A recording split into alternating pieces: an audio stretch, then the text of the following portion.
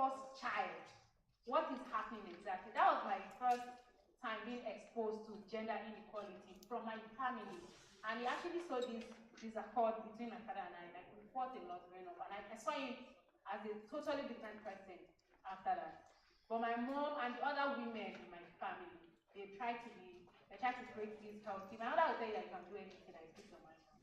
So with time, my father's perspective changed. And I stopped seeing women as competition rather than somebody I can collaborate with and can do better. So I think it starts from the home. The seed has been sown in our minds. You're supposed to take the back seat, you're supposed to be this, and supposed to. So when you see a woman that is outspoken and confident, you feel threatened. And you just want to put her down, whether you realize you're doing it or not. So we should work on our minds. Piggybacking on what you said, sometimes insecurities are normal, and those are the things that show that we're human.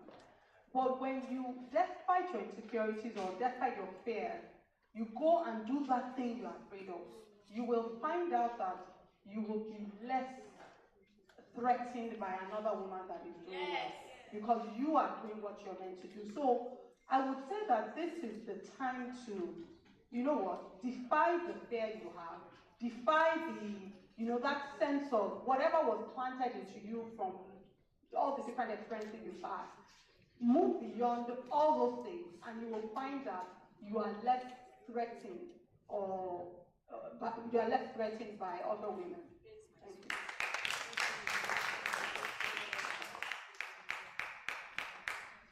Thank you. So, yes, that is very valid. People are threatened, and because of different things that they have experienced in their lives. And I don't want anybody to leave this room thinking, oh, it's an utopia, everybody loves everybody. At the end of the day, you have to look at the character of the person. There are women that are threatened by me, and there are men that are also threatened by me. Yes, please, a round of applause for that. Because I see myself as a human being first before I am male or female, and that's one thing. So when people, for lack of a better word, when they start beating me, I feel sorry for them. I look at them with pity. I don't try to compete back. I look at it, you need to collaborate first. That is the key in growing anything in life, collaboration.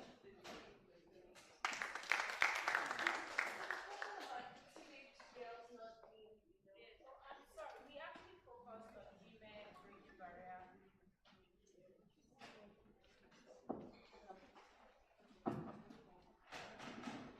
This session focused on women breaking barrier because that was what the topic was about. Do you get? It was not as if we were trying to leave the teenagers out of it. Let me just speak to that real quick. You said something. You said the girls grow up to become women. And whatever it is you have, the dark past that you have, they always say that if life throws lemons at you, make lemonade. Please, you need to own it with your full chest. I don't know what anybody is going through in this room, but everybody has a painful experience. And when those painful experiences come, use it to shape you to the woman that you want to be. I don't want to start talking about how different I am from my sisters, but I'm very different. And it has been like that since I was a child. And that is what I have used to become the woman I am today. Nobody believed that cleaning the beach would make anything out of my life. Nobody believed that I was going to do something this amazing across the world. People are mentioning myself. Sometimes I just Google myself and I'm like, are you serious? Seriously? I just honestly, but if I took what people were saying to me when I was growing up, it would have created a very dark human being. So if you're a teenager here, if you have teenagers around you, please let them learn from those painful experiences and don't become a victim of anything you've been through in your life. Thank you. Find a community, find a trusted person that you can unburden to, and the best revenge, really, for having a painful life or a painful past is what you become. So choose to become that. I think we've covered everything, and because of our time, thank you so much. Okay, yes. For people that have more questions, I want to get to know you or know more about you. To give them your social media platforms or other, or any other way to reach out to you. Please. Okay. Okay, social media at doingsolar_o. That is Instagram. Doingsolar_o. And LinkedIn is doingsolar_ogunyi. Twitter, doingsolar. Just Google my name. Doingsolar_ogunyi. That's the confidence speaking. It's not me. It's just confidence. Okay, so Instagram is at Abimbola Oshokunle. Oshokunle without an H. So Abimbola Oshokunle. And the jewelry brand is at Cornucopia Adon with a double A in between. At Cornucopia Adon. Okay, let me. Cornucopia. I'll spell it. At CORNUCOPIA and ADORN, but one word.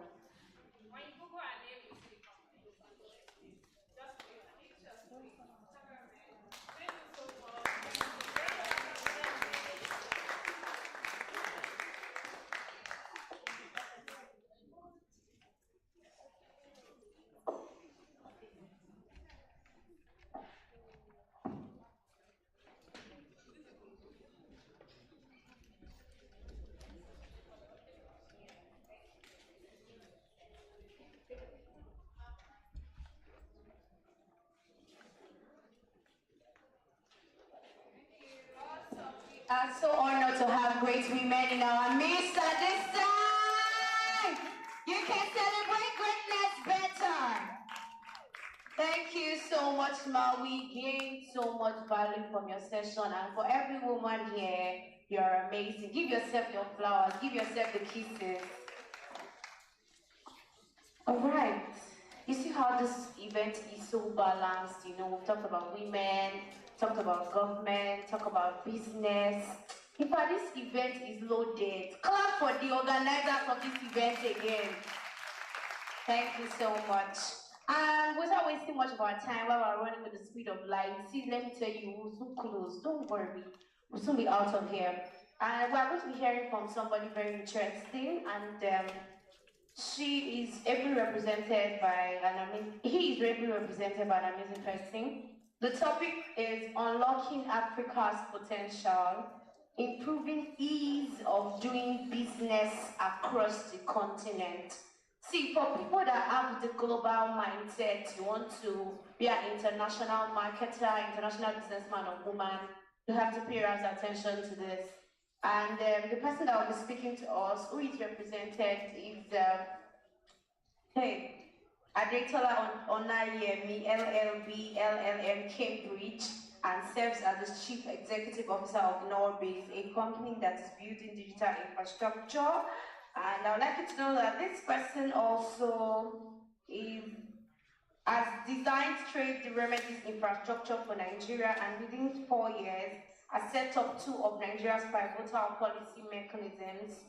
And proud to the NOTN, that's the Nigerian Office for Trade Negotiations. He served as Special Assistant on Industry, Trade and Investment in the Office of the Vice President of the Federal Republic of Nigeria. You can give a hand for that.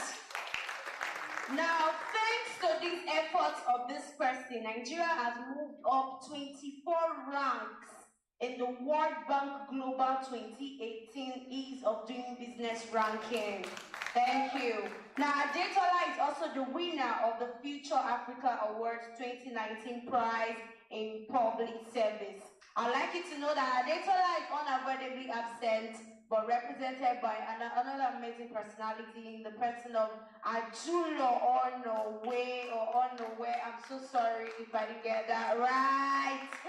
Yeah, I don't know, this butchering of names today. Please forgive me, everybody. Please help me make a round of applause for her. Thank you. Good afternoon, everyone. Okay, after that kind of, what do you call it? After that kind of bio, I'm not sure where to start, but you today, my boss is unavoidably absent, and I'm sure you're going to have a fantastic time. And you will remember that he's not the one that's here today. Okay, so to just warm up the room, because, I mean, after that session, people might just be like, let's go home, right? But I want us to warm up the room. We're talking about African potential. So here, the capital of Botswana, and I have gifts too. So the capital of Botswana, African potential. There's someone at the back there, please. No Google. I forgot. I'm sorry. I'm going to ask another question. Who is the president of Burundi? 5 seconds. 5, 4, 3, 2, 1. Nobody's doing. Third question. One more question. Okay, I'll reduce it because I was going to say 20, but out of kindness. List 10 African countries without Googling. 10. The lady in yellow. I mean, I saw her first because she's in yellow. You can come for it. Okay, you can share it from there. It's fine. You don't have to come for it. It's fine. South Africa. Ghana. Sorry? Benin Republic. Nigeria. That's 4. Who wants to try? No Googling. The man at the back with the multicolored shirt. Yes, you. Nigeria. Zambia. You say Ethiopia. Ghana. Cameroon. Burundi. Togo. Egypt.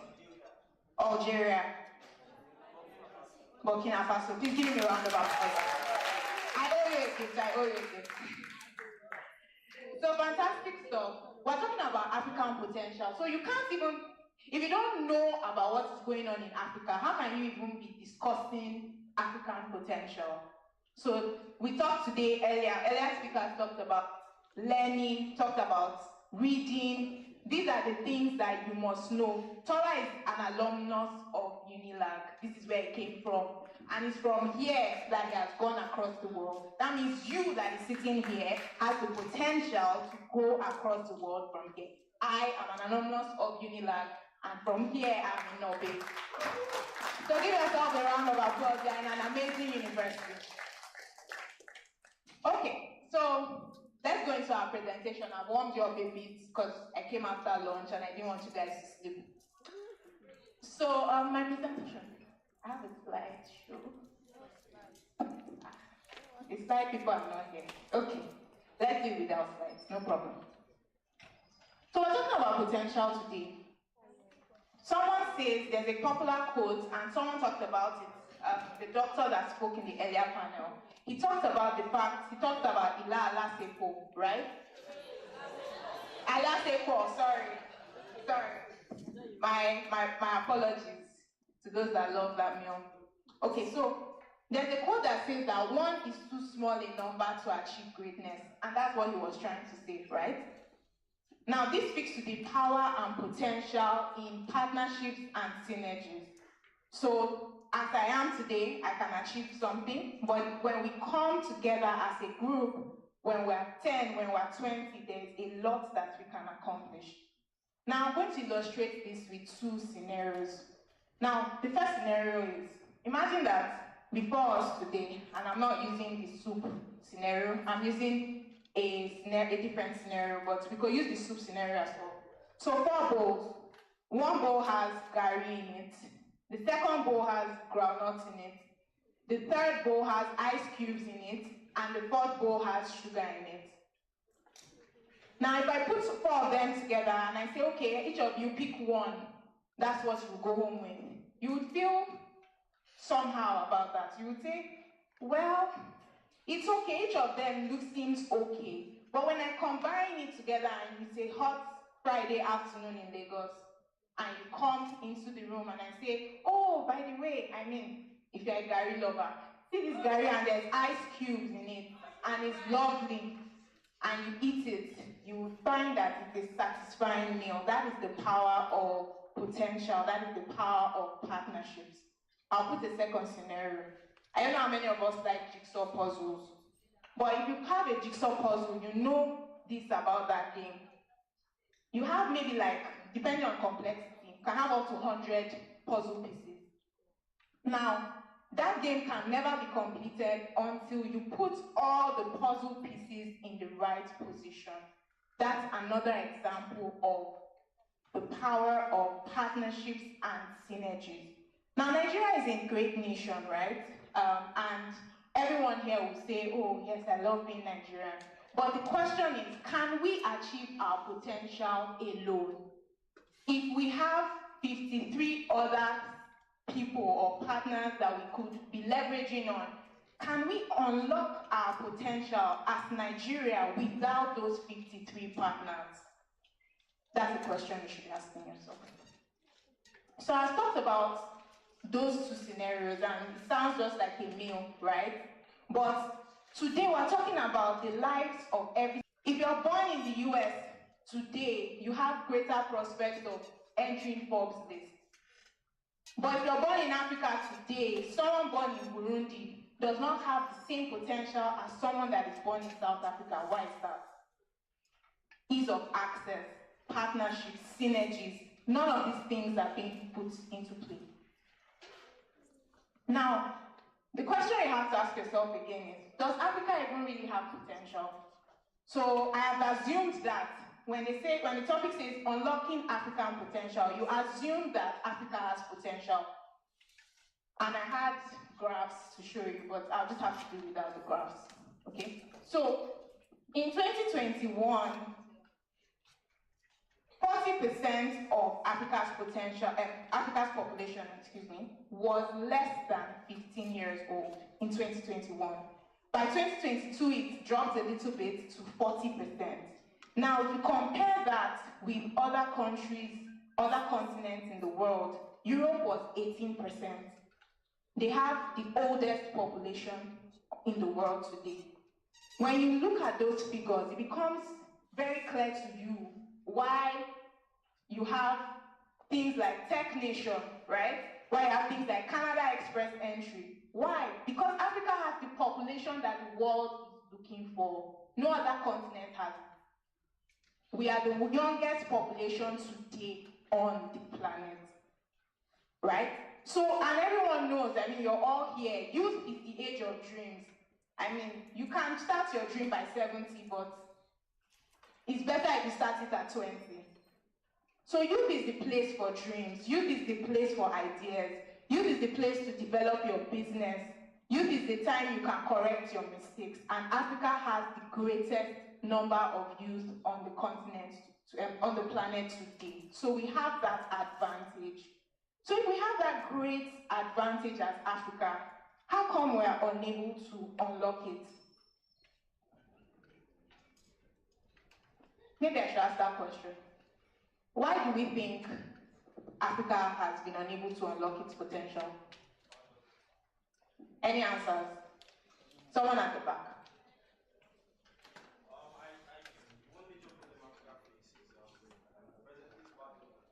Bad governance, okay?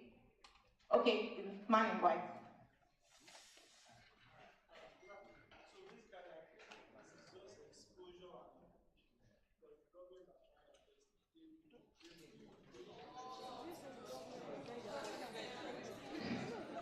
People don't agree with Caesar, but it's fine.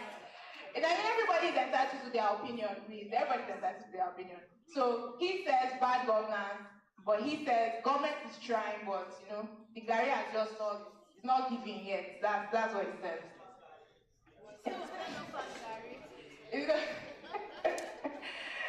Okay, so we might not have experienced these things, but these are the challenges that if you even want to say today that you want to expand across Africa, these are the challenges that you will face. First of all, you need a visa to go to certain African countries. That's just crazy. You can't just up with your Nigerian passport and be like, oh, I want to go to South Africa, you need a visa. South Africa. South Africa. Yeah, so you can't just do that. Why? If we are together, why can we not work together, right? Let me see another interesting one. You want to export your goods to just Togo. The money you will pay, you'll be like, is it really, really important that I expand to Togo? Maybe not. Another thing, you even want to go, we're like, okay, I'm not even doing this business yet. Me said, let me just go across the border. By the time you pass the checkpoint, you sort, you're like, maybe not. Maybe traveling is not for me. Or another interesting one, you want to buy something, so you went to Ghana, or let me use one country that is interesting. You went to Cote d'Ivoire, and I said, oh, I have Naira, but I want to quickly change it to their currency so that I can buy something. You will be surprised that you have to first change that currency to dollar. And when you change it to dollar, you will then buy that other currency in the same continent. Or, you know, some people just sat here now, you started their businesses, they are growing. Imagine that the woman that had the jewelry business said that, people in Nigeria have gotten a feel of my business. I want to expand across to I want other people to enjoy the benefit of my jewelry. And she's like, is there any concession that is given to me just because I'm African? She will just find that it's the same thing. The same requirements for foreigners is the same requirements for you as an African. So it's the same problems that we face. Why? If we are together, and someone talked today about similarities and shared pain. When I asked the question earlier, you don't care much about Burundi because you probably don't see them as a part of yourself. But it will interest you to know that out of the 54 African countries we have, 52 of them experienced colonialism. So we have similar pasts. That similar past has led to similar experiences that we have. And it's just that we don't think about it. Whenever I interact with people from other African nations, I find it very interesting. They're like, oh, you know, our government is corrupt. And we say it the same, we use the same terms. You say, you know, the roads there are not that good. Why? We have a similar past, and so we have similar experiences. But why don't we care about each other as though we were all together? We cannot talk about unlocking potential without dealing with that issue. It's a mindset shift, and that's one of the things I want you to take home with you today. It's a mindset shift. That if you actually carry yourself and find yourself in Kenya today, you find that the Kenyan there is experiencing the same type of problem that you are facing in Nigeria today. It will surprise you. But you wouldn't have known that you had a similar person that was facing something just in a different continent, just in a different country in Africa. And if you had talked to that person, you might find that you could solve your problems. But we haven't harnessed the fact that we are similar. We instead have focused on how different we are. So we had things like in the 80s, Ghana must go, Ghana must leave Nigeria. Why? Because we felt like, oh, okay, we're okay. We don't need people around us.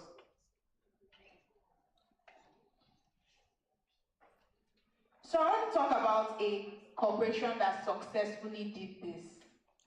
In 1981, we had the Gulf. There's a territory called the Gulf Territory, right? Now, pass the slides. Thank you.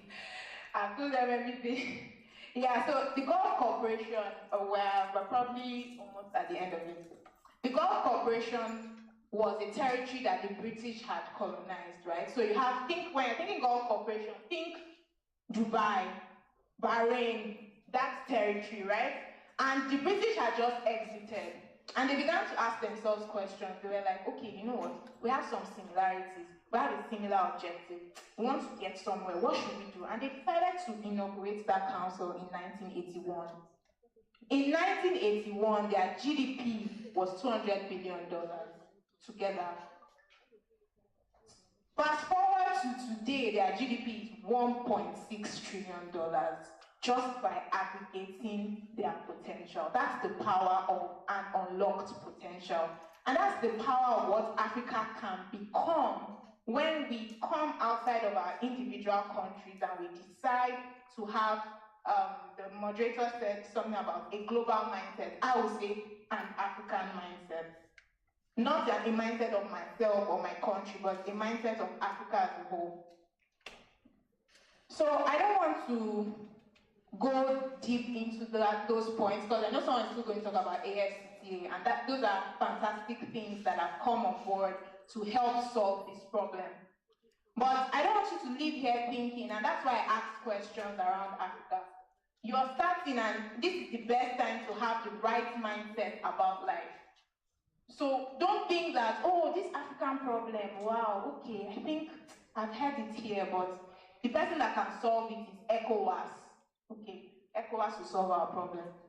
Or African Union will solve our problem. So let's leave it for them. Or African Development Bank will solve our problem. Or AFREXIM will solve our problem. No, those places, you might get to speak there, and that's important. But when you get to speak there, when you get there, if you want to ever work there, there's a way that you have to have been thinking that will ensure that you effect the change that you desire. Okay, so I want to tell you that you have a role to play. And you can start playing that role today. The power of a dream. Yeah. So the power of a dream. So if you wanted to register your business in Nigeria, Benin, Cameroon, South Africa, Cote d'Ivoire, say 10 years ago, what you would have had to do is, first of all, you have two options. Either you carry your passport, and the places you have to apply for visa, you apply for visa. Then you get there, then you now have to look for a lawyer or a consultant that will help you to register your business. And then, okay, when you now even successfully get that person, you will have to pay a lot of money. And even after that, you would now have to retain somebody that will help you manage your compliance. Okay, now, you had another option. You go to a very big law firm in Lagos, and if you are in Lagos, right? And say, okay, yeah, I want to register my business in Zimbabwe. And say, okay, we'll look for a the lawyer from Zimbabwe for you. And they will find one, and they will help you, and you will spend a lot of money. But then two people decided that's an inefficient way to live life. And these two people are normal people like you sitting here today. They are not people that came from anywhere. They are just two normal people. And they said that let's solve this problem of doing business with each other in Africa today. Now, depending on what you know about Nobis, the two people in question were Adetola Onoyemi and the person called Temitope Obanga. So what they decided to do was, they decided that from the comfort of your room, you should be able to register your business and expand to any country in Africa that you want to, right? So they decided that was a decision they made. I mean, they could have decided that, oh, you know what, let's wait until AFCTA has been, but they decided, no, we're going to be a part of the solution. And that's how Nobis was born. Nobis started in 2022, full operations, right? This is less than 3 years, or let's say this is 2 years plus. And we have helped over 1,000 businesses to register. That's a good place to come, actually. So, Nobis is that they were going to have an African mindset, not a Nigerian mindset. Because they're like, oh yes, you know what, let's do it for Nigeria. No, but they didn't do it for Nigeria, they did it for Africa. And that's a fantastic thing. Sitting here today in Unilag, you can have a dream that can be as big as the African continent to help solve and to help make business easier in Africa. So there are other entrepreneurs, and you know them. Their pictures were on the screen. Yeah. So you of course know Flutterwave, you know Paystack, and that place of payments where you have your business, but you want to get customers in another country.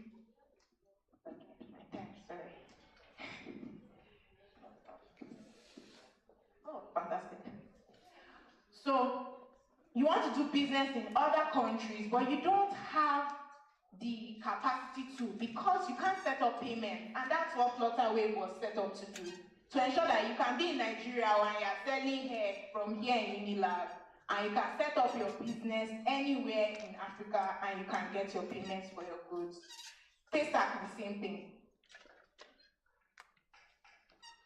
So the question I will leave with you today, sitting here in Unilag, I'm a two-time alumnus of Unilag. I did my first degree in Unilag, and I came back and I did a master's in Unilag.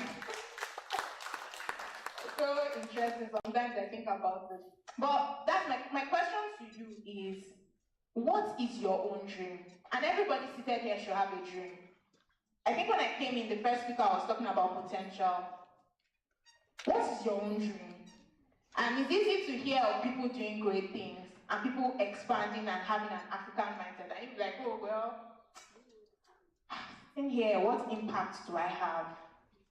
So I'm here to tell you that you have great impact. And you can be like those people that are solving the problem. Someone will always say to me that you can either be a part of the problem or a part of the solution. You have two options in life every time. So Africa is waiting for you, and Nigeria is waiting for you. We cannot unlock our potential without you. Thank you very much for having me.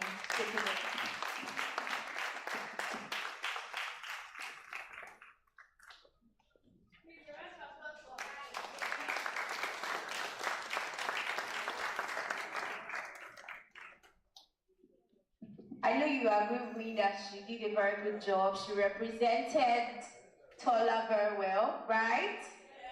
Thank you. Africa is rising. Tell somebody Africa is rising. Yes, and that will be from the combined effort of everyone in this room. So let's go again. LBPS 2023. Pioneering change. Okay, let's do this. LBPS 2023. Pioneering change. Amazing objects. Help me put your hands together for yourself. Okay, it has been such a wonderful time here, and I want to remind you that my name is Onyinyechi DK, Professional Master of Ceremonies. You can follow me on all social media platforms with that name, ONYINYECHIDIKE. And I want to remind you also that this event was put together by Face of Liberty International, with the CEO being Mr. Leonard Ogunwende. So things that I asked for the pronunciation of these names and I'm still butchering the name, I'm so sorry, sir.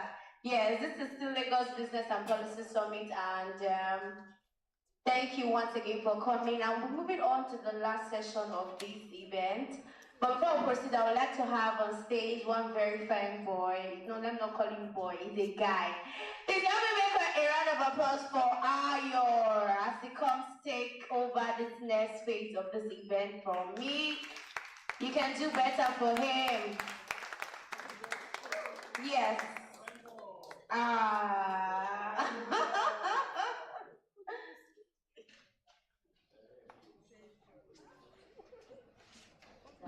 Okay, so to moderate this session, we'll be having a wonderful lady. I'm sorry, guys. Yes, I've seen her. Okay, first of all, the topic will be AFC FTA, Pioneering Economic Integration for Africa's Growth and Prosperity. The lady that will be moderating the session is a dedicated social entrepreneur who focuses on fostering community development, policy advocacy, effective governance and leadership, girl child empowerment, sustainable development goals, public health and youth development. With years of experience, Oluwajamilola Erakodane is a certified project manager with an extensive track record of successfully overseeing projects Presently, she serves as a program associate at African Students for Liberty, an organization that facilitates a global network of leaders who are dedicated to advancing the principles of liberty across all facets of society. Ladies and gentlemen, Oluwadamilola Adepoju.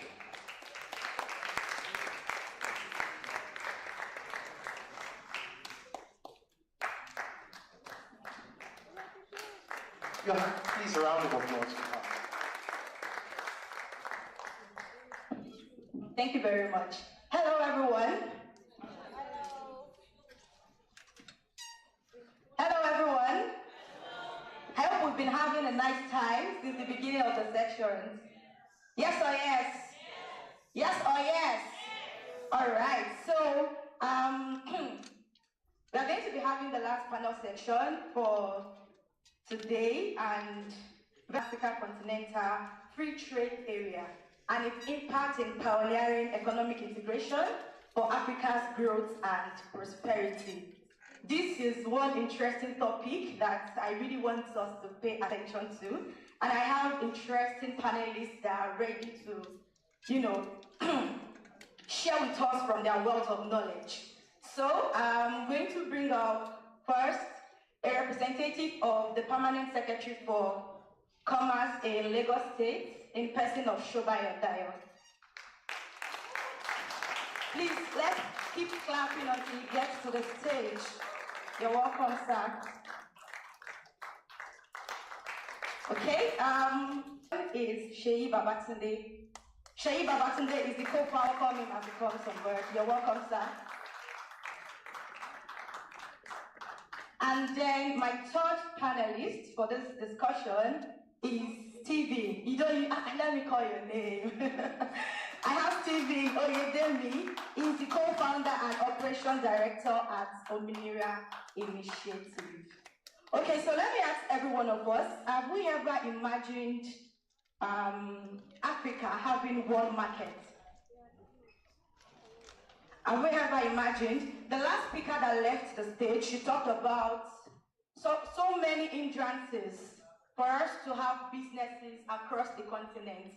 And among what she mentioned, she talked about visa, tariffs, non-tariffs barrier, to mention but few.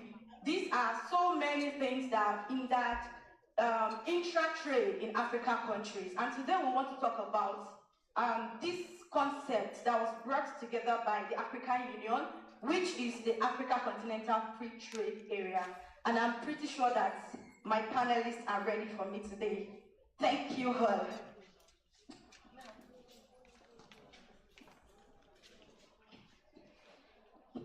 So, for the sake of our participants that are probably just hearing the Africa Continental Free Trade Area for the first time, I am going to start first by asking Stephen Oyedemi to explain to us what the concept of Africa Continental Free Trade Area is all about in a layman definition. Just explain to us like a backstory of what Africa CFTA is about. Yeah, thank you very much. And it's really a nice time here this morning. And I want to believe that you've all been having a great time. Just like past speakers said, let it be in their spirit, like say, great Nigerian students. So thank you for that. I can see we are not tired. So as I was asked about the African Continental Free Trade Area, it's a concept that has gained traction and is becoming more popular. And I want to believe that a number of us in this hall have heard about that concept. So just to quickly have an idea of how many of us here have heard about that. If you've not heard about the AFCFTA before, can you just quickly wave your hand? Doesn't have to be long. So I can see a few wave of hands. So basically, the African Continental Free Trade Area is AFCFTA. It's a concept to integrate the continent through trade. We all know that people trade between one another, commerce, countries trade between one another, but unfortunately Africa will not be trading with one another as much as we should be.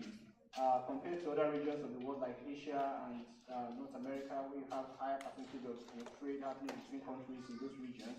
In Africa's case, we have, as at the last check, I think it was around 15% of trade, and we have about 54, 55 African countries. So it has been seen that the future, the prosperity of the continent is actually underpinned by our ability to trade with one another. And last week I mentioned something very important about the unfortunate fact that countries in Africa have to trade with one another in currencies that are not of African, currencies that are not of Africa. That's unfortunate. In Europe, people trade with the euro, and that's the way it is in other parts of the world. So why should we be trading in Africa to have an African currency, really? So in 2018, ideas and philosophies such as Africanism culminated in the concept of AfCFTA, and it was signed at the AU summit in 2018 March in Kigali. And that was the starting point of the AfCFTA. Really, African countries are signatories to that, and this really holds a big vision. So what does this do particularly? The AfCFTA agreement basically eliminates tariff on up to 90% of goods and services within the continent. So meaning that a lot of the goods that will be traded between countries on the continent will be done tariff-free. We all know what tariffs are. When you import something to a country, there's something that the government charges on that. So that was when they believed that it will facilitate trade, make it easier for countries to trade between one another. So I'll just stop there for now, because I know Very much. So I believe now that if we have anybody that doesn't understand the idea of the Africa CFTA, by now you already have a basic knowledge of what this initiative is all about. So I'll bring it now to Seyi Babatunde. In the aspect of entrepreneurship, I want you to shed light, share with us, because I think you're an experienced entrepreneurship and entrepreneur rather, and not just in Nigeria alone, even outside the country. So from your perspective and your wealth of knowledge, what do you think would be the benefit of Africa CFTA in the aspect of entrepreneurship, especially for small and medium enterprises? All right, thank you very much. Pleasure being here. First of all, I need to introduce myself so that, because the majority of what we do is guided by our antecedents, where we're coming from. You're a product of your family, you're a product of your village people, you're a product of the school you've gone to, and you're a product of what you currently do. So those are some of the things that positively guide us. I came from the village myself, I started to learn how to read and write at the age of 15. So you can imagine somebody fresh in Lagos starting to learn how to read and write.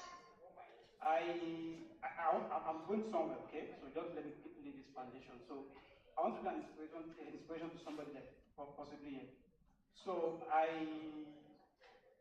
learned the hard way, okay, because I saw poverty in black and white. Let me just put it that way. So along the line, I understand the fact that the simplest way to get out of poverty is for somebody to break the. So you can't, for the old generation, can't be any wage, and things are not getting better, and you still expect it's going to get better someday. Okay, so I worked for some time. All my life I worked in HR after university and all that. So I'm an HR consultant by training. Okay, so I started an HR company, and COVID came. Okay, COVID came, and we lost a lot of clients. And but because our company name is HR Leverage Africa, so there was African need. So I've fast forward a lot of stuff. So please pardon me. I now so a client called us during COVID, and the client was asking us, am I speaking to HR Leverage, multinational actually? HR Leverage Africa, yes, of course. I mean, you remember COVID? How many of you remember COVID? Live at COVID. Everyone were at home, right? So during that pandemic, okay, so the clients wanted to outsource some staff. They actually wanted to come to Nigeria before COVID hit. So they adjusted their model, their business model. So as against coming to Nigeria, they wanted a Nigerian to be a face for them in Nigeria. You understand? So more or less like, they don't want to register the company, they just want you to manage their staff in Nigeria. Okay, so how does the continental trade come into play? So one of the things that we did then was, of course, our name is HR level in Africa, so it is believed, and then we're still just in Nigeria. So we had to quickly African countries. So we had to quickly register a company in those Kenya, Ghana, and even in Zambia, just to mention a few. We had to register our companies there so that we'll be able to solve their problem. Okay, so how does the free trade agreement now affect entrepreneurship? Back to the question. Okay, with my little experience, within the continent, and having indirectly been in certain forum where the conversation of free trade is being discussed, especially as regards to the continental trade. We have 54 or 54 with 54 African countries. We are larger, we are one of the largest in terms of population, in terms of markets, right?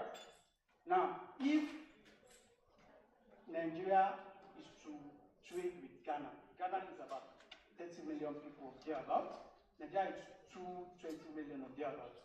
So it is expected that Ghana will have Nigeria will have an upper hand, especially as regards to consumption and market itself. Correct? Now, the larger your population, I don't have any statistics to back it up. The larger your population, that it's most likely to be. Is that correct? Should be correct. Sorry, I don't have any statistical background to back it up. It shows that you have more workforce, and if you have more entrepreneurs, businesses, so to speak.